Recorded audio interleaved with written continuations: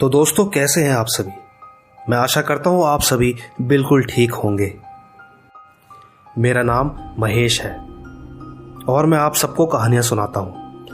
हर बार आपकी भेजी हुई कहानियां मैं आप सब तक लाता हूं। और अगर आपके पास कोई कहानी है तो मुझे मेरे इंस्टाग्राम पर ज़रूर भेजें। मेरी आईडी है महेश आर्या यूट्यूबर। लेकिन याद रहे, हमारा मकसद अंधविश्वास को बिल्कुल भी बढ़ावा देना नहीं है, बल्कि हमारा मकसद आप लोगों से जुड़ना है। तो अगर आप इस चैनल पर पहली बार आए हैं तो अभी सब्सक्राइब करके बेल बटन ज़रूर दबाएं, ताकि हमारी आने वाली हर कहानी सबसे पहले आप तक पहुंच जाए। तो ज़्यादा वक्त न लेते हुए कहानी को पूरा अंत तक सुनने के लिए बने रहें मेरे यानी महेश के साथ। मेरा नाम रेशु सिंह है और मैं मध्य प्रदेश से हूँ। मेरे दादाजी को बिहार में घर मिला था, इसलिए मेरी परवरिश बिहार में ही हुई। और आज मैं 24 साल की हो चुकी हूँ, क्योंकि पुश्तों के बाद हमारे परिवार में लड़की का जन्म मेरे रूप में हुआ था। और दादी जी भी आज से 18 साल पहले चल बसी, इसलिए दादाजी के साथ ही रहना पड़ा और उन्होंने मेरी हर जिद पूरी करी। ग्रेजुएशन के बाद पिताजी ने जबरदस्ती लॉ की पढ़ाई के लिए मेरा एडमिशन करवा दिया, जिसके कारण मुझे बिहार में ही रुकना पड़ा और साथ ही हॉस्टल में भी रहना पड़ा। बस मैं उस हॉस्टल का नाम नहीं लेना चाहती, मेरा मकसद उसे बदनाम करना नहीं है। तो बात यह है कि मैं जिस हॉस्टल में थी, वहां जब हम नीचे फ्लोर पर थे तब तक सिर्फ दरवाज़ा खटखटाने की ही आवाज़ आती थी। लेकिन हम तो बस पढ़ाई पर ध्यान देने वालों में से थे, तो इसलिए 3rd फ्लोर पर शिफ्ट हो गए। हमारा कमरा नंबर 18 था, जिसमें पहले मधु दीदी रहा करती थी।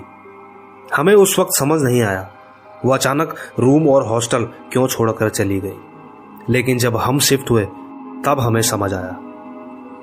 वार्डन मैम ने हमें कहा कि तुम पढ़ाई में अच्छी हो, अकेले रहो, अच्छा रहेगा।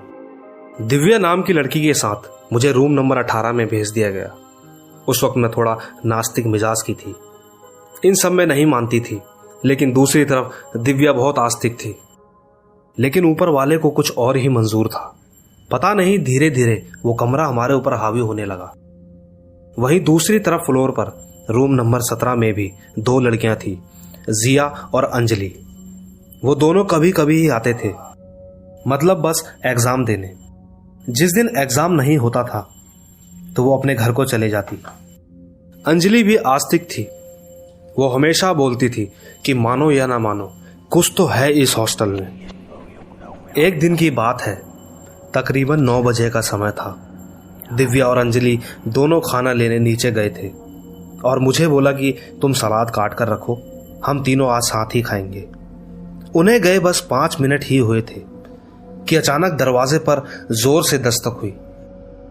ऐसा लग रहा था मानो जैसे कोई इसे आज तोड़ ही देगा। पर अजीब बात तो यह थी कि नीचे कोई परछाई ही नहीं थी, जबकि सीसीटीवी और बल्ब दोनों ठीक गेट के सामने थे, तो परछाई एकदम से दिखती थी। पर वहां उस वक्त कोई परछाई नहीं थी। दिसंबर का महीना और मेरे माथे से पसीना। मुझे डर लग रहा था, क्योंकि अगर कोई बाहर सच में था तो आवाज तो आई ही नहीं। मैंने दरवाजा खोला ही नहीं, बल्कि डर के मारे पीछे की तरफ जाने लगी।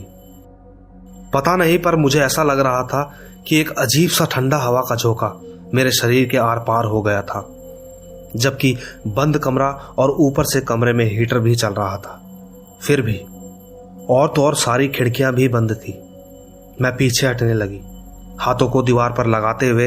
अचानक मेरा हाथ सेल्फ पर रखे चश्मे पर लगा। मेरा चश्मा नीचे गिरकर टूट गया। उसके साथ डर से मैं भी नीचे गिर गई और साथ ही मेरा फ्लावर पॉट भी नीचे गिरकर टूट गया। वो कांच का था। आवाज बहुत जोर से हुई। तभी दिव्या और अंजलि दौड़कर ऊपर आए और चिल्लाने लगी। मैंने जैसे ही दरवाजा खोला, आप यकीन भी नहीं करेंगे, दोनों ने मुझे देखकर गले से लगाया और हम तीनों रो पड़े। रोते हुए ही दिव्या ने मुझसे कहा, चलो दीदी मैडम के पास, मैंने आपसे कहा था ना यहाँ कुछ गड़बड़ है। पर डर के मारे हम बाहर गए ही नहीं। इसके बाद दिव्या ने दूसरे दिन अपने घर से पूजा पाठ का सारा सामान भी मंगवाया।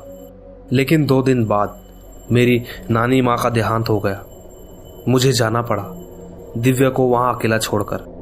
लेकिन दिव्या ने हिम्मत बांध कर कहा, आप जाओ, मैं यहाँ ठीक हूँ। और मैं अपने घर आ गई। लेकिन वहाँ तकरीबन रात के 11 बजे दिव्या को गिरकर चोट आ गई और मुझे दुख ना हो उसने मुझे कुछ नहीं बताया। वो मुझसे कुछ बोलना चाहती थी फोन पर, लेकिन उसकी आवाज़ साफ समझ में नहीं आ रही थी। बस इतना सुना कि हम भी घर जा रहे हैं। वहाँ की अजीब बात तो ये थी कि जब से हम उस रूम में शिफ्ट हुए तब से हम दोनों के घर पर गलत होने लगा। मेरी नानी माँ जो बिल्कुल ठीक थी, उनका अचानक निधन हो गया और दिव्या के घर पर भी किसी का निधन हो गया। साथ ही एक अजीब बात और भी थी। नानी माँ के गुजरने से पहले जिस रात हमारे साथ घटना हुई थी, उसकी अगली सुबह हमें सर्दी जुकाम और सरदर्द भी होने लगा। लेकिन जब हम कमरे से बाहर निकलते तो सिर्फ जुकाम रहता, बाकी बुखार सरदर्द गायब। पता नहीं हमारे साथ ये सब क्या हो रहा था। ये बात आप सबके लिए एक कहानी का रूप है, पर हमारे जीवन का सबसे बुरा समय था। खैर, दिव्या सुबह उठकर मंदिर गई और वहां से महावीर जी का जल लेकर आई और मेरे शरीर पर छिड़का। आप यकीन भी नहीं करेंगे कि 1 घंटे में जुकाम सरदर्द सब गायब। मैं इस बात को लेकर आज तक हैरान हूं कि वाकई में ये सब सच में होता है। खैर, दिव्या अपने घर जा चुकी थी तो मैं और अंजलि साथ थे, पर रात हुई तो वो अपने कमरे में चली गई। और फिर रात को 1 बजे करीब मेरे सीधे कान में दर्द होना शुरू हो गया। दर्द इतना तेज बढ़ गया कि मुझे ऐसा लग रहा था मानो जैसे किसी ने मेरे कानों में 100 सुइयां एक साथ चुभा दी हो। और तो और जब कान से खून निकला तो मैं रोने लगी। फिर 3 बजे करीब मैंने अंजलि को उठाया। वो मुझे देखकर एकदम हैरान रह गई। उसने तुरंत ही मुझे दवाई भी दी, पर मैंने नहीं खाई। मैंने सीधा दादाजी को कॉल किया। दादाजी ने तुरंत ही पूजा शुरू कर दी। अच्छी बात तो ये हुई कि थोड़ी देर बाद मुझे आराम मिलना शुरू हो गया। मेरे दादाजी काफ़ी जानकार हैं। वो भी ज्योतिष विद्या और शास्त्र विद्या पर काफ़ी पूजा पाठ करते हैं। दादाजी ने हमें सुबह ही वहाँ से निकलने को भी कहा, लेकिन पता नहीं क्यों पर हम लोग नहीं माने।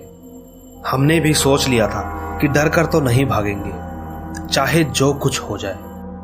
वैसे आपको एक बात बताऊं, मुझे आज भी स्किन की प्रॉब्लम है। मेरे लंग्स में भी दिक्कत है। और तब से लेकर आज तक मेरे दादाजी कहते आए कि वो एक लड़के की आत्मा थी जो उस कमरे में मौजूद थी। मेरी सहेली अंजलि कहती है कि उसे वहाँ एक औरत भी दिखाई दी जो कि एक छोटे बच्चे के साथ थी। इसी तरह कई बार हमें कुछ दिखता तो नहीं था, पर डर बहुत ज़्यादा लगता था। वो दिन हमने कैसे काटे उसे सिर्फ हम ही जानते थे। वैसे हमें कभी भी कोई ज़्यादा नुकसान तो नहीं हुआ। शायद ये भी हो सकता है कि वो बुरी आत्माएं ना हो, क्योंकि बाद में पूछने के बाद पता करते करते ये मालूम हुआ कि हॉस्टल के पीछे 20 फुट दूर जो तालाब है उसमें कई बेगुनाहों को मारकर फेंका गया था। शायद इसीलिए पूजा पाठ करने के बाद भी कुछ खास फर्क नहीं पड़ रहा था। बस ये सब कुछ समय तक ही ठीक रह पाता था। मैं वैसे बचपन से ज़्यादातर अकेले ही रही थी। जब दादाजी के साथ थी तो उस वक्त भी वो सुबह ही काम पर चले जाते थे। इसीलिए मैंने ये सब बातें कभी किसी से शेयर ही नहीं की। बस अकेले ही तकलीफ में जी लिया करते थे। धीरे धीरे उस कमरे में जैसे कैद से हो रहे थे हम। बाद में ऐसा लगने लगा कि जैसे कोई हमारे साथ में है। हम रोते हैं तो कोई हमारे साथ रोता है। वैसे कई बार हमने हॉस्टल छोड़ने की कोशिश भी करी, लेकिन कुछ ऐसा हो जाता कि आजकल में ही बात टल कर रह जाती। पर दादाजी नहीं माने। उन्होंने अपने किसी दोस्त के बेटे से हमारी शादी तय कर दी ताकि हमें वहां दोबारा ना जाना पड़े। पर आज भी शादी के बाद पता नहीं मेरा कभी कभी मन करता है कि मैं अपनी शादी खत्म कर दूं। वैसे मेरे हाथ में दादाजी ने एक धागा भी बांधा हुआ है। कभी मेरे मन में ये सब भी आता है कि हम जो ये कर रहे हैं वो ना चाहते हुए भी क्यों हो रहा है। कभी कभी वापस हॉस्टल जाने का मन करता तो अगले पल ये ख्याल आता कि ये हम क्या सोच रहे हैं। सच कहूं, आखिरी बात, आप मानो या ना मानो, वो शायद आज भी मुझ पर हावी है। मेरी कहानी आपको शायद अजीब लगे, पर यह बिल्कुल सच्ची है, क्योंकि हमने वहां जो कुछ भी सहा उसे बयां कर पाना या एक बारी में बताना बहुत मुश्किल है।